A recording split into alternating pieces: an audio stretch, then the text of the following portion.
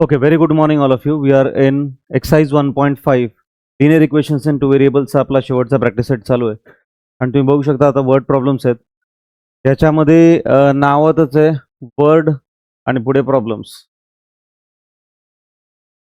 शब्दांमध्ये प्रॉब्लेम आहेत, गणितामध्ये प्रॉब्लेम नाही आहेत. तर शब्दांपासून गणित तयार झालं त्यामुळे गणिताचाच प्रॉब्लेम वाटतात लोकांना. पण जर का तुम्हाला हे शब्द कळायला लागले की यांचे अर्थ काय आहेत, तुम्हाला हे फार इझी जाणार आहेत. फॉर एन एक्झाम्पल आहे बघा, इथे बरेचसे असे शब्द आहेत जे आपल्या नॉर्मल इंग्लिशमध्ये आपण यूज करत नाही आहोत. जसं की आता डिफर. डिफरचा अर्थ काय बघा, डिफर म्हणजे डिफरन्स. डिफरन्स म्हणजे फरक. फरक म्हणजे मॅथ्स मध्ये मायनस साइन. डिफर म्हणजेच डिफरन्स, डिफरन्स म्हणजेच फरक आणि फरक म्हणजे मॅथ्स मध्ये त्याला काय म्हणतात, मायनस साइन. आता इथे बघा सम. सम म्हणजे ऍडिशन. सम म्हणजे ऍडिशन. बेरीज, प्लस. आता हे असे भरपूर गोष्टी आहेत ज्या एकामागे घेणार आहेत. मी तुम्हाला ज्या ज्या वेळेला येतील त्या वेळेला सांगत जाईल. ठीक आहे, इथे आपण साईडला लिहून टाकूया कीवर्ड्स, मला परत सोपं जाईल. अजून काय काय बघा, इथे ट्वाइस एक आहे, थ्राइस एक आहे. हे सगळं सेपरेट लिहून देतो तुम्हाला मी नोट्समध्ये. हे बघा, पहिले आपण नोट्स बघूया, हे इम्पॉर्टंट आहे. इथे डिफर. डिफर म्हणजेच काय, डिफरन्स. डिफरन्स म्हणजेच काय, मायनसचं चिन्ह. सम. सम म्हणजेच काय, ऍडिशन म्हणजे बेरीज. मराठी ज्यांचं कोणाचं जर असेल, एखाद्या चुकून मराठी माध्यम असेल तर काय त्यांना प्रॉब्लेमच नाही, कारण त्यांना ऑलरेडी हे सहज आपल्या मातृभाषेत दिलं असतं. बेरीज करा, वजाबाकी करा. फरक दिला असतो, फरक. डिफरन्स म्हणजे फरक असा शब्द आला असेल तिथे. ट्वाइस. ट्वाइस म्हणजे दुप्पट, डबल. 2 into 2 आणि मल्टिप्लिकेशन बरं का, 2 into. थ्राइस म्हणजे काय असणार, तिप्पट. 3 into 3 into. क्लिअर एकदम. तर हे ह्या गोष्टी कळायला ना की वर्ड प्रॉब्लेम एकदम इझी होऊन जातो. पण ह्या गोष्टी आपल्याला माहित नसतात, त्याच्यामुळे कळतच नाही की नेमकं म्हणायचं काय प्रॉब्लेम मध्ये. आता सगळ्यात पहिलं वाक्य वाचूया आपण बघा. 2 numbers differ by 3. 2 numbers, दोन आकडे आहेत, त्यांच्यात डिफरन्स कितीचा आहे, 3चा आहे. दोन आकड्यांमधला फरक आहे 3चा. दोन आकड्यांमधला फरक. आता तुमच्या आणि माझ्या वयातला फरक आहे 15 वर्ष, 15 इयर्स. मग कसा काढला हा फरक, माझं वय मायनस तुमचं वय का तुमचं वय मायनस माझं वय? का बरं माझं वय पहिलं घेतलं तुम्ही? मी मोठा आहे म्हणजे मोठा नंबर मायनस छोटा नंबर करावा लागेल तुम्हाला. मोठा नंबर मायनस छोटा नंबर, उत्तर किती येणार, 3. नक्की कळतंय. 2 numbers differ by 3. मोठा नंबर मायनस छोटा नंबर, दोघांचा फरक कितीचा आहे, 3चा फरक आहे. आता हा लिनियर इक्वेशन इन टू व्हेरिएबलचा प्रॉब्लेम आहे. आपण मोठ्या नंबरला एक्स पकडूया आणि छोट्या नंबरला वाय पकडूया. ठीक आहे, लक्षात आता आन्सर कसं चालू होतंय. इकडे बघा. लेट द ग्रेटर नंबर का लार्जर नंबर म्हणा, let the greater number be x and smaller number and the smaller number be y. एक मोठा आकडा, एक छोटा आकडा. जसं आता माझं वय मायनस तुमचं वय असं करायला हवं, तसंच मोठा आकडा मायनस छोटा आकडा केलं तर उत्तर किती भेटणार, 3. 3चा फरक आहे ना दोघांमध्ये, तुमच्या भावामध्ये, बहिणीमध्ये आणि तुमच्यामध्ये 2 वर्षाचा फरक आहे. ह्याचा अर्थ काय, मोठ्या भावाचं वय मायनस तुमचं वय इज इक्वल टू किती येणार, 2 वर्ष. बरोबर की नाही? सोपं काम एकदम.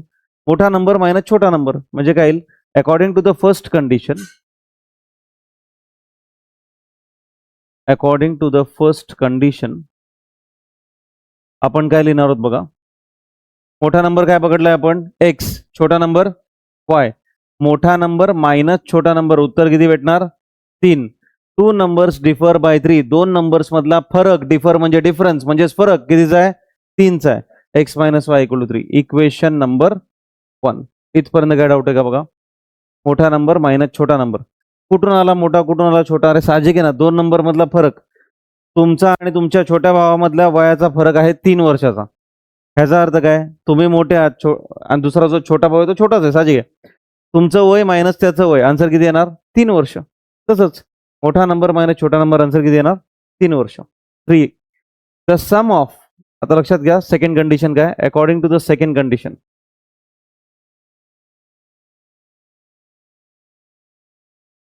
According to the second condition.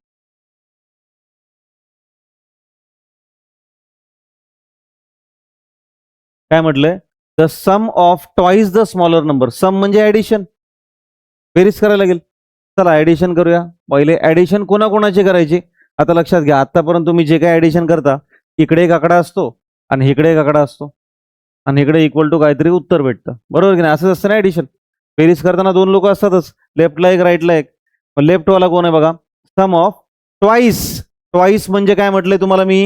2 into 2x नाही बरं का, एक्स नाही, मल्टिप्लिकेशन आहे. 2 इंटू ट्वाइस म्हणलं की 2 इंटू करायचं पहिले. 2 इंटू काय पण स्मॉलर नंबर. बघा बरं का, सम ऑफ, सम म्हणजे बेरीज म्हणजे ऍडिशन, ट्वाइस म्हणजे 2 into smaller number. Smaller number कोणता आहे? वाय. इथं टाका वाय. And thrice. थ्राईसचा अर्थ काय शिकवला तुम्हाला मी? 3 इंटू टाकायचं. 3 into thrice the greater number. Greater number कोण आहे? एक्स. टाका एक्स इथं. मित्रांनो, इज म्हणजे असतं इज इक्वल टू. ही गोष्ट एक लक्षात ठेवायची, ह्याच्यामध्येच टाकतो कुठंतरी. इज म्हणजे काय असणार आहे? Is equal to. इज म्हणजे इज इक्वल टू, पुढे काय दिलंय? 19. पुन्हा एकदा बघा, पुन्हा एकदा बघा, परत लिहूया आपण तुमच्यासाठी. द सम. सम म्हणजे काय? ऍडिशन. दिलं प्लस मध्ये. इथे एक बॉक्स आहे, इथे एक बॉक्स आहे. दोन गोष्टी लोकांची ऍडिशन होणार आहे आणि उत्तरामध्ये काहीतरी भेटणार आहे. असंच ऍडिशन असतं की नाही? लहानपणापासून शिकताय ना, 2+3, 3+5, 5+6 addition. Right. 2 numbers are getting added. सरळ बसा. स्ट्रेट. नेहा स्ट्रेट. देखिए, तो sum of twice the smaller number. Twice the smaller number. Twice म्हणजे 2 इंटू. ट्वाइस म्हणजे काय येणार? 2 इंटू स्मॉलर नंबर. मित्रांनो, स्मॉलर नंबरला काय पकडलाय? वाय. इथे काय टाकायचं? वाय. कळतं नक्की? And thrice. थ्राईस म्हणजे काय येणार? 3 इंटू ग्रेटर नंबर. ग्रेटर नंबरला काय पकडलंय आपण? एक्स. टाका इकडे एक्स. असं ऍडिशन केल्यानंतर आन्सर किती येतं? इज इक्वल टू किती? 19. समजतंय नक्की? डाऊट आहे कोणाला? आता ह्याला थोडंसं मॉडिफाय करायला लागेल. 2 इंटू वाय काय येणार? 2y. 3 इंटू एक्स काय येणार? 3x इज इक्वल टू, पहिले एक्स लिहूया नंतर वाय लिहूया, म्हणजे काय येईल? 3x plus 2y is equal to 19. Equation number 2. आपल्याकडे दोन दोन इक्वेशन्स आहेत मित्रांनो. इथे एक इक्वेशन आहे, इकडे एक इक्वेशन आहे. हे दोन्ही इक्वेशन्स आपण ह्याच्या मागे सॉल्व्ह केलेत की नाही? आठवतं ना कसं? Elimination method. दोघांपैकी एकाला सेम करायचं, कट करायचं, त्या मेथडने सॉल्व्ह करायचं. दाखवतो बघा तुम्हाला. आता हे दोन्ही इक्वेशन्स आहे ना, एकाखाली एक लिहून घेऊया आपण पहिले. Therefore x minus y is equal to 3 हे पहिलं इक्वेशन आहे आणि 3x minus plus 2y is equal to 19 दुसरं इक्वेशन आहे. हे दोन्ही इक्वेशन नीट बघा. त्यापैकी हे चौघ जण नीट बघा. चौघांमध्ये काय सेम दिसतंय का तुम्हाला? काहीच सेम दिसत नाही. मग मला तुम्ही सांगा कोणाला सेम बनवू? एक्सला जर सेम बनवायचं असेल तर काय केलं पाहिजे? वरती एक्सच्या बाजूला काय नाही म्हटल्यावर काय? 1. वरच्या इक्वेशनला खालच्या नंबरनं म्हणजे 3 मल्टिप्लाय करावं लागेल. नियम माहिती आहे ना तुम्हाला? वरच्या इक्वेशनला एक्सला सेम करायचं म्हणताय ना तुम्ही? हा, एक्सला सेम करायचं म्हणजे एक्सला कट करायचं म्हणताय तुम्ही. ठीक आहे. एक्स वरच्या इक्वेशनला खालच्या नंबरनं मल्टिप्लाय करायचं. खालचा कुठला नंबर? एक्सच्या बाजूचा. काय नंबर आहे खाली? 3. 3 मल्टिप्लाय करायचं. आणि खालच्या इक्वेशनला वरच्या नंबरनं. वरती एक्सच्या बाजूला कोण आहे? 1. नक्की कळतंय? जर एक्सला तुम्हाला कट करायचं असेल तर नियम काय आहे? वरच्या इक्वेशनला खालच्या नंबरने, खालच्या इक्वेशनला वरच्या नंबरनं मल्टिप्लाय करायचं. समजा वायला कट करायचंय. हा, वायला कट करायचं समजा, असं पकडा. वरच्या इक्वेशनला कशाने मल्टिप्लाय कराल? वायच्या शेजारी नंबर काय? 2. आणि खालच्या इक्वेशनला 1 ने करायचं. नक्की कळतंय? तुमच्यावर आहे, तुम्ही कोणाला एक डिसाईड करा. एक्सला करायचं का? ठीक आहे. मग वरच्या इक्वेशनला कशाला मल्टिप्लाय कराल? 3 ने. इथे इंटू 3 कराल आणि इकडे काय कराल? इंटू 1. इंटू 1 केलं काय नाही केलं काय काही फरक पडत नाही, पण बरेच नवीन लोक आहेत तिथे, त्यांना हे समजावून मी इंटू 1 पण करणार आहे. आता हे सगळं स्टेप वाईज लिहायचं असतं. ते आपण पलीकडे कॉपी करूया, सोपं जाईल आपल्याला.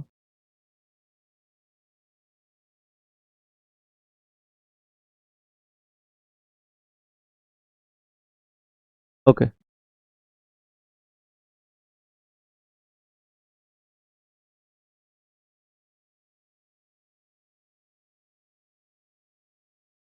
Multiplying equation 1 multiplying equation 1 by 3 and equation 2 by 1. 3 ने मल्टीप्लाई करा, 3 1 जा 3, 3x, 3 into 1y 3y, 3 into 3 9. Equation number 3. 1 ने मल्टीप्लाई करा, 1 into 3x 3x सेमच राहणार बघा, plus 1 into 2y 2y, 1 into 19 19. Equation number 4. Third नंतर आता हे फोर्थ इक्वेशन आहे. सिंपल चेक करू शकता, 3x 3x सेम सेम आहे. आलं का नाही सेम सेम? मगाशी होतं का सेम? बघा मगाशी सेम होतं का? नव्हतं. आता सेम झालं. बरं आता सेम झालंय, मला सांगा याचं चिन्ह काय आहे आणि याचं चिन्ह काय आहे? दोघंही प्लस आहेत, म्हणजे दोघांची साईन सेम आहे. सेम साईन असेल तर आपण एक रूल बनवलाय, आठवा बरं, SSS आणि OSA सेम साईन सबट्रॅक्शन आणि ऑपोजिट साईन ऍडिशन. सेम चिन्ह आहे दोघांना, प्लस प्लस म्हटल्यावर सबट्रॅक्शन करायचं. चला करूया सबट्रॅक्शन. Subtracting 3 and 4. इथे लिहायचं, हे 1x कुठून आलं रे? 31 झालं. Just 1 minute.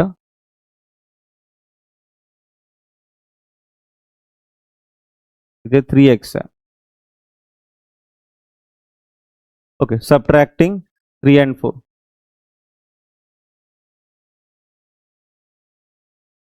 Subtracting 3 and 4. कुठलंही वरती लिहा, कुठलंही खाली लिहा, काय फरक पडत नाही. ठीक आहे, मी 4 नंबरचं वरती लिहितो, 3 नंबरचं खाली लिहितो. आपण करतोय सबट्रॅक्शन. एकदा का ठरलं ना सबट्रॅक्शन करायचं की सगळ्यात पहिले शुभकाम करायचं, या दोघांना काढून टाकायचं, कट करायचं सगळ्यात पहिले. इथे काय होईल बघा, हे सॉल्व्ह करताना बरीच मुलं इथे रॉंग होतं त्यांचं. काय करायला लागेल, हा 2 घ्या, इथे घेतला, +2 आहे ना म्हणून 2 लिहिला. हे मधलं मायनस साईन इथे लिहा, टाकलं. हा -3 आहे, ब्रॅकेटमध्ये टाका -3. कधी कुठून टाकतोय, हा 2 इथं, हे मधलं मायनसचं चिन्ह इथं, हा -3 इथं, मायनस मायनस काय येणार, 2 + 3 आन्सर किती आलं 5. इथे येणार 5y. 19 मधनं 9 घालवा, किती राहणार 10.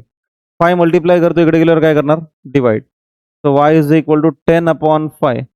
5 1 जा 5, 5 2 जा 10. y ची किंमत किती मिळाली, 2. सिंपल. 19 - 9 10. 5 इकडे गेल्यानंतर 5 2 जा 10. y ची किंमत जी मिळाली ती उचलायची आणि कुठल्याही एका इक्वेशन मध्ये टाकायची. हे आपण केले सगळं पहिल्या एक्सरसाइज मध्ये. Put y is equal to 2 in equation. कोणत्या इक्वेशन मध्ये टाकूया आपण, फर्स्ट मध्ये टाकूया. फर्स्ट इक्वेशन बघा काय, x - y = 3, बरोबर ना.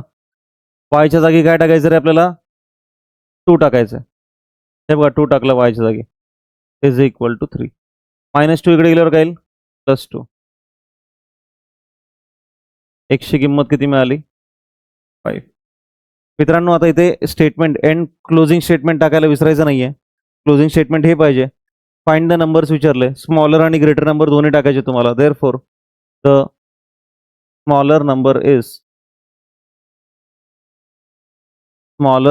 Is y is equal to किती, 2. स्मॉलर नंबर 2 आहे.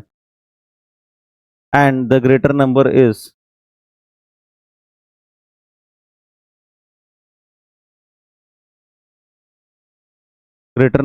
x इज इक्वल टू किती, 5. समजलंय सगळ्यांना? एकदम इझी आहे. 2 इक्वेशन तयार होतात. ह्यात कसं आहे माहिती आहे काय, बघा याच्यामध्ये ना 2 इक्वेशन तयार होणार आहेत. 2 इक्वेशन तयार झाले की त्यांना सॉल्व्ह करायचं फक्त. आणि ते 2 इक्वेशन तयार होण्याच्या आधीची गोष्ट सांगतो. प्रश्न वाचल्यानंतर तुम्हाला कळायला पाहिजे की कोणाला तरी x पकडायचं आणि कोणाला तरी y पकडायचं. कोण x असेल आणि कोण y असेल हे तुम्ही ठरवणार आहात. आता मी ग्रेटर नंबरला x पकडलं, तुम्हाला वाटतं ग्रेटर नंबरला y पकडा, तो y पकडा, काहीच प्रॉब्लेम नाही. कसंही सॉल्व्ह करू शकता तुम्ही. कोणालाही x पकडा, कोणालाही y पकडा. ही पहिली स्टेप, x आणि y असाइन करायचं, म्हणजे x आणि y कोणाला तरी पकडायचं या सममध्ये. सम कोणत्या 2 गोष्टींबद्दल हे समजलं पाहिजे तुम्हाला. वाचलं की लगेच कळतं की इथं स्मॉलर नंबर आणि ग्रेटर नंबर बद्दल सम आहे. x आणि y पकडला, पहिलं इक्वेशन काढा, दुसरं इक्वेशन काढा, सॉल्व्ह करा. सिंपल. थोडंसं पुढे जाऊया आपण. पुढचं गणित बघा, डायग्रामॅटिक गणित आहे. हे अशी गणित पेपर सेटरला फार आवडतात. त्याला असं वाटतं की ऍप्लिकेशन बेस्ड क्वेश्चन येते, म्हणजे पेपर सेटर जे कोण त्यांना असं वाटतं ऍप्लिकेशन बेस्ड क्वेश्चन आहेत, म्हणजे खरंच अप्लाय होतं मॅथचं नॉलेज. होतं पण आहे, कारण डायग्राम थ्रू तुम्हाला सगळं करायचं आहे. आणि बघूया म्हणजे मुलांना किती जमतंय. आता लक्षात घ्या, तुम्हाला एक रेक्टँगल दिलेलं आहे, ते दिलेलं आहे आय एम अ रेक्टँगल, आयत म्हणजे रेक्टँगल, आणि इथे साईड्सच्या व्हॅल्यूज पण दिलेल्या आहेत, आणि तुम्हाला विचारलं की एक्स अँड वायच्या व्हॅल्यू काढा, पेरिमीटर आणि एरिया पण काढा. तर लक्षात घ्या काय करणार तुम्ही. रेक्टँगलच्या प्रॉपर्टीज सांगा मला. रेक्टँगल बद्दल तुम्हाला काय काय माहिती आहे? ऑल साइड्स आर इक्वल का? All sides are congruent wrong आहे मित्र, ते स्क्वेअरच आहे ना. Opposite sides are equal. फक्त ऑपोजिट साइड इक्वल असतात रेक्टँगलच्या. हे बघ, ही बाजू आणि ही बाजू इक्वल आहे. तुला वाटतं का ही लेंथ आणि ही लेंथ इक्वल आहे? शक्यच नाही. बघ ना, हे लांब आहे ना आणि छोटं आहे. हा बोर्डच घ्या ना, हा एक रेक्टँगल आहे, हे डिजिटल स्क्रीन रेक्टँगल आहे. लेंथ, ब्रेथ, समजते ना की ऑपोजिट साइड फक्त इक्वल असतात, ऑल साइड इक्वल नसतात. ऑल साइड कोणाकोणाला इक्वल असतात? स्क्वेअर आणि रॉम्बसला. रॉम्बसला सुद्धा ऑल साइड इक्वल असतात. रॉम्बस म्हणजे काईट, पतंग. ओके, तर इथे ऑपोजिट साइड इक्वल आहे, तिथे लिहायचं opposite sides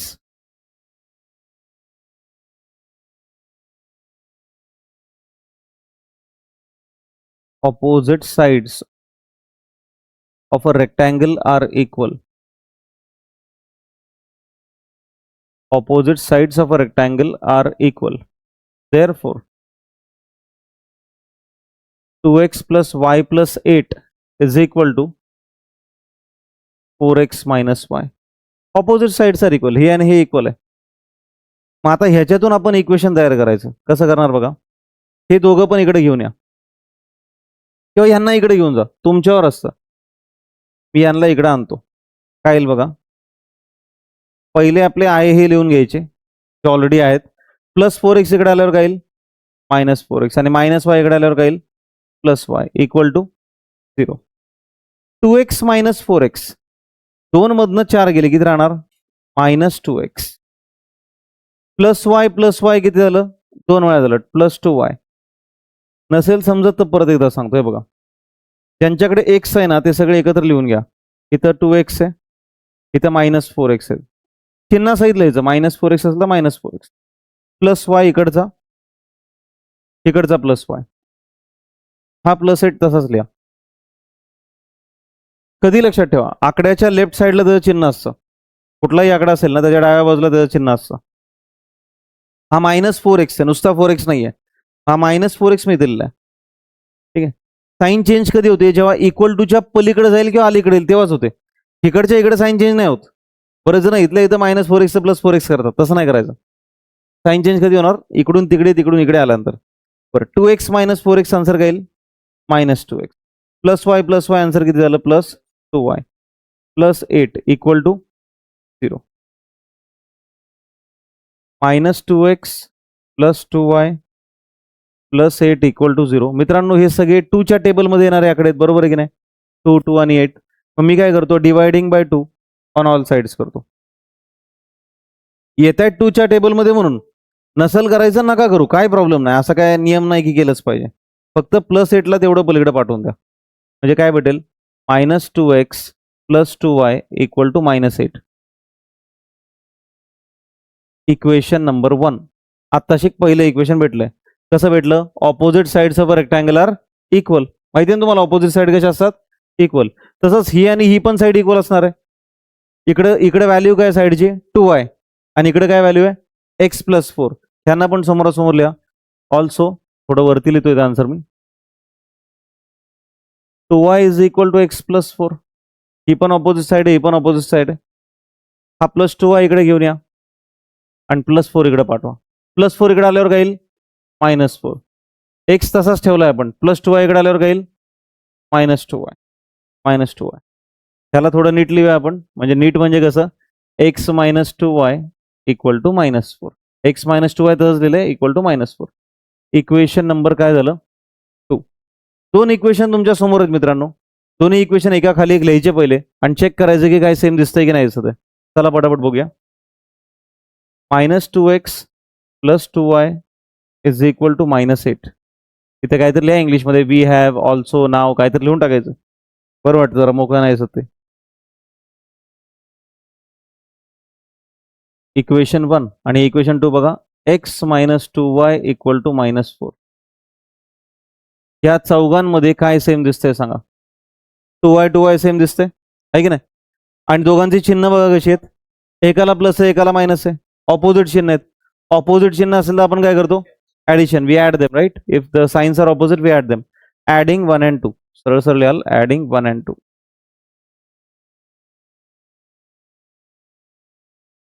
Adding 1 and 2. So it is minus 2x plus 2y is equal to minus 8. X minus 2y equal to minus 4. Adding 1 and 2. Add करतो आपण. Plus 2y minus 2y cancel. पहिले ते cancel करून टाकायचे. त्यांच्यामुळेच ठरलं ना ऍडिशन करायचं. पहिले त्यांना कॅन्सल करायचं. इथे काय नाही म्हटल्यावर 1 आहे. आता हे सॉल्व्ह कसं करायचं बघा. हा -2 इथे लिहिला -2. हा प्लस आणि हा 1. -2 + 1 आन्सर काय येतं मित्रांनो? -1. इथे येणार -1x. इथं बघा नेमकं काय करायचं. हा -8 इकडचं प्लस साइन आणि हा परत -4. -8 प्लस साइन आणि -4. -8 प्लस मायनस काय असतं? मायनस. -8 -4 आन्सर काय येतं? -12. -8 -4 म्हणजे -12. इकडचं मायनस साइन गेलं, इकडचं मायनस साइन गेलं. 1x म्हणजे एक्सच असतो रे.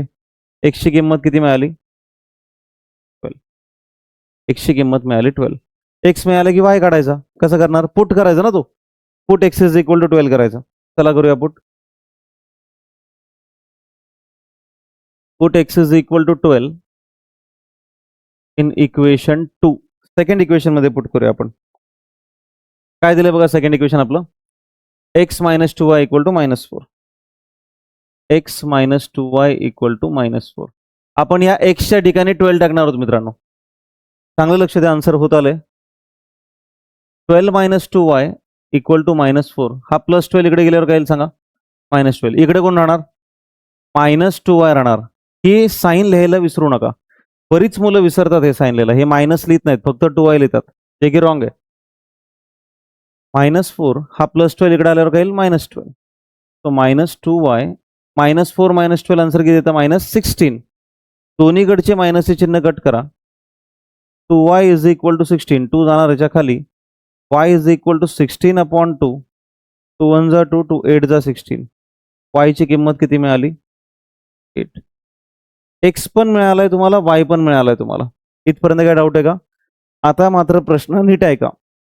Values of x and y हे तुमचा पहिला उपप्रश्न सॉल्व्ह झाला. Like there were 2 questions given in the main question. One was to find out the values of x and y, and second was to find out the perimeter and area. One part is solved. The other part is perimeter and area. You are supposed to find out the perimeter and area. How to find out perimeter and area? Perimeter of the rectangle. Perimeter मराठीमध्ये त्याला परिमिती म्हणतात. परिमिती. Anybody from Marathi medium here? Pure Marathi medium आहे का कोणी? Nobody here, right? थोडा मग मी मराठीत काय सांगायचं गरज नाही. आज ऍबसेंट आहे का कोणी? बॉईज हा त्याला बरं ना. गर्ल्स मध्ये कोण ऍबसेंट आहे? हा ओके ओके बरेच जण ऍबसेंट आहे. ओके लक्ष द्या. Find the values of x and Y. X and Y काढलं. पेरिमीटर म्हणजे परिमिती. पेरिमीटर म्हणजे काय? सम ऑफ ऑल साइड्स. सगळ्या बाजूंची बेरीज. पेरिमीटर म्हणजे सगळ्या बाजूंची बेरीज. म्हणजे समजा ह्या स्क्रीनचं पेरिमीटर काढायचं तर इथून इथपर्यंत ही लेंथ काढली पाहिजे. ही प्लस ही प्लस हे प्लस हे ऍड करायचं सगळं. ऍड केलं की पेरिमीटर भेटतो. पण प्रॉब्लेम कुठे माहितीये का? आपल्याला ही लेंथच माहित नाहीये. नाही माहित. हे पण आपल्याला माहित नाहीये. हे शोधावं लागेल पहिले. हे पण शोधावं लागेल, हे पण शोधावं लागेल. जे हे असेल तेच हे असणार की नाही? ऑपोजिट साईड इक्वल आहेत आणि इकडचे जे असेल तेच इकडे असणार आहे. त्यामुळे काय करायचं बघा, आपण पहिले साईड शोधूया.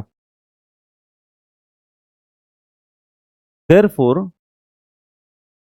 sides are 2y. एक बघा साईड 2y दिली आहे की नाही इकडे? ही 2y दिली आहे की नाही? ही 2y म्हणल्यावर ही पण याचं जे आन्सर येणार आहे तेच याचं आन्सर असणार ना. तुम्ही एकतर 2y घ्या किंवा x+4 घ्या, काहीच चालेल आपल्याला. तुम्ही ठरवा काय घ्यायचं. तुम्हाला कळतंय का मी काय म्हणतोय? आपल्याला ह्या रेक्टँगलच्या सगळ्या साईड्सचा आन्सर काढायचा आहे. म्हणजे ह्याचं माप काढायचंय, ह्याचं माप काढायचंय. समजतंय नक्की? मी याचं जर माप काढायला लागलो, ह्याचं माप काढलं काय आणि ह्याचं काढलं काय एकच गोष्ट आहे ना. रेक्टँगल आहे ना. हो, असा खतरनाक बघू नको, जळेल बोर्ड. लक्ष असू दे. पण बोल रागानं बघतो तू. काय समजत नसेल तर सांग मित्रा. तसं काय नाही. सांग, विचार बिंदास विचार. असं काय नको समजू रेकॉर्डिंग चाललंय कसं काय विचार. काय प्रॉब्लेम नाही. No problem at all. रेकॉर्डिंगने जे पाहतील त्यांना तर हेल्प होईल. तुम्हाला झाली पाहिजे ना हेल्प पहिले. समोर तुम्ही आहात. तुम्हाला हेल्प नव्हता, बाकी सगळ्यांना होती, तर मग कुठेतरी चुकतंय मला. सगळ्यांना हेल्प झाली पाहिजे. बोला, डाऊट असेल तर विचारा तुम्ही.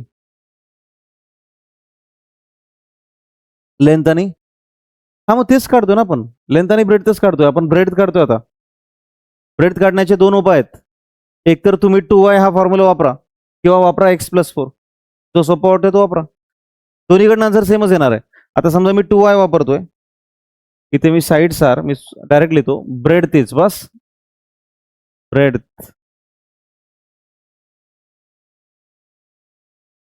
breadth of the rectangle is equal to 2y, that is equal to 2 into y. y ची किंमत काय? 8. 2 into 8 किती आली? 16 units. Length of the rectangle. Length of the rectangle. मित्रांनो, लेंथ साठी इक्वेशन आहे बघा मोठं. हे बघा, लेंथ ऑफ द रेक्टँगल म्हणजे ही लांबी आहे बघा ही. एकतर हे इक्वेशन वापरा किंवा हे वापरा, कुठलंही वापरा, आन्सर सेमच येणार. कोणतं वापरू? 4x minus Y. चला, 4x minus Y. 4 into X. एक्सची किंमत बघा रे काय? 12 आहे की नाही. 4 इंटू 12, या एक्सच्या जागी 12 टाका. इथं 12 टाका. मायनस वाय ची किंमत 8. 4 इंटू 12 इज 48. 48 मायनस 8 किती आलं? 40 युनिट्स. आता जो रेक्टँगल आपल्याला मिळालाय मित्रांनो, इथे टाकतो हा रेक्टँगल. डायग्राम ऍक्च्युली इकडे बरा पडेल. हे बघा,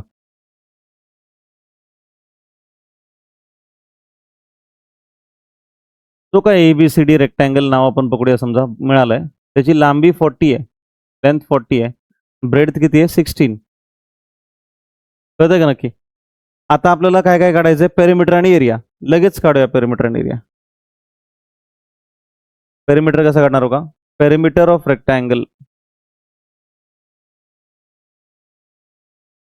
पेरिमीटर ऑफ रेक्टँगल. मित्रांनो, फॉर्म्युला पाठ करा हा. 2 into length plus breadth. 2 into length plus breadth. 2 into length किती काढली आपण? सॉरी, लेंथ किती? 40. ब्रेडथ किती काढली आपण? 16. 2 इंटू 56 किती आलं? 112. 112 युनिट्स. समजते नक्की लेंथ कशी काढतो आपण? Length breadth. तुझं नाव काय? विश्वजित ना? तुझा अख्खा फोकस सरळ करेल मी. तुला 3 वेळा ऑब्झर्व केलं मी, तू इकडेच बघतो या बाजूला. हा, एक फटका आणि मग परत आयुष्यभरासाठी सरळच बघशील तू. परत सांगायला लावू नको. एकतर नवीन आहेस, त्यात ही नाटकं नाही जमणार. Good. Perimeter of rectangle, area of rectangle, पटापट लक्ष द्या. तुम्ही लक्ष देऊन जर तुम्हाला समजत नसेल तर ते माझी चूक आहे, असं मी ऍक्सेप्ट करतो की बाबा मी कमी पडलो. पण तुमच्यात जर एखादा अवगुण असेल की तुम्हाला शिकवत असताना सुद्धा भिदाडाकडे बघाल तुम्ही इकडं, तर मला बरोबर माहिती आहे तुम्हाला सरळ कसं करायचं. I know it. आणि बसताना सरळ चंद्रकांत, बागेत बसलो का आपण? सरळ बसायचं एकदम स्ट्रेट. मी समजा इथे ह्याच्यावर पाय ठेवून निवांत आपला झोपून गादी बिदी आणून शिकवायला लागलो, कसं वाटेल तुम्हाला? माझी अपेक्षा पण साधी आहे ना, एकदम सरळ बसा ना स्टुडंट सारखं. वाकडे तिकडे स्टँड लावून बसताय निवांत. 8 तास झाले का बसला तुम्ही? आताशी का दुसरा तास आहे ना, तिसरा असेल मॅक्सिमम. थर्ड आवर आहे. इतकं काय एक्झॉस्ट व्हायचं कारण आहे? स्टुडंटने कसं बसलं पाहिजे? एनर्जेटिक असलं पाहिजे स्टुडंटने काय. Okay, we were on area of rectangle.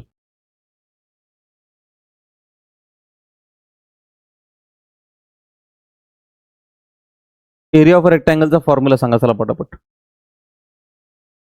Length into breadth L into B. सांगा चला पटापट. लेंथ काय आपली? लेंथ आपण इकडेच काढलेली का? Okay. Length is 40, breadth is 16. 40 into 16. 16 4 जा 64. 640. आता युनिट लिहिताना बघा स्क्वेअर युनिट्स लिहायचं. Square SQ dot units. कारण तुम्ही काढताय एरिया. एरिया काढताना हे स्क्वेअर टाकायला विसरू नका. Area is always expressed in square units. Remember this. ठीक आहे. So this is the final answer. पाहू शकता तुम्ही. पहिल्यापासून सांगतो, ऑपोजिट साइड इक्वल असतात. या हिशोबाने आपण ह्याला आणि याला समोरासमोर लिहिलं. हे दोघं पण इकडे आणले आणि एक इक्वेशन तयार केलं. हे दोघं समोरासमोर लिहिले 2i आणि x+4. कुठे लिहिलेत ते? इथे लिहिलेत. इथं पण एक इक्वेशन तयार केलं. ह्या +4ला पलीकडे पाठवलं, 2i ला अलीकडे आणलं. x - 2i = -4. दोन्ही इक्वेशन सॉल्व्ह केले. x ची व्हॅल्यू मिळाली. मिळाल्यानंतर पुट केली, y ची व्हॅल्यू काढली. ब्रेड्थ ऑफ अ रेक्टँगल आणि लेंथ ऑफ रेक्टँगल का काढलं सांगा? कारण आपल्याला फॉर्म्युला कोणाचा काढायचा आहे? पेरिमीटरचा. आन्सर काढायचा आहे पेरिमीटरचा. पेरिमीटरमध्ये लेंथ आणि ब्रेड्थ दोन्ही लागतात आपल्याला. लेंथ कशी काढली? सोपं काम आहे. लेंथ म्हणजे ही आडवी लाईन.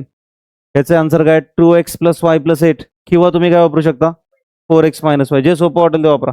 x आणि y च्या किमती टाका फक्त. आता मी 4x - y मध्ये x ची किंमत 12 टाकली.